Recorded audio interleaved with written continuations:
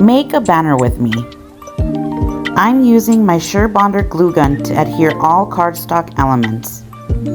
I personally like to use my glue gun for 95% of my crafts. I like to use the detailed tip glue gun to use along narrow and smaller parts of my projects. I personally like the raised effect it creates, and it instantly dries, which allows me to work through my projects faster. I'm creating a custom banner for a vendor friend of mine. We're adding gummy bear elements and other gummy images to the banner along with her logo.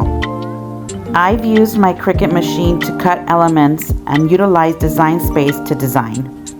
I use double-sided foam tape to create a lifted effect in the banner. I'll use it behind the letters.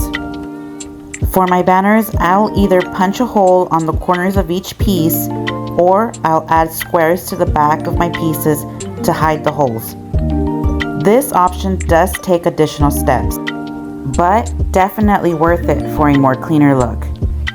I'm using my paper trimmer to cut thin strips from the leftover scrap paper. Then I'll cut those strips into smaller rectangles. Cut them just enough for a hole punch and a little extra to glue onto the banner pieces. You'll fold them in half and glue the side of the square without a hole onto the left side of the banner piece. Then glue another to the right side. Make sure the hole punches are facing outward.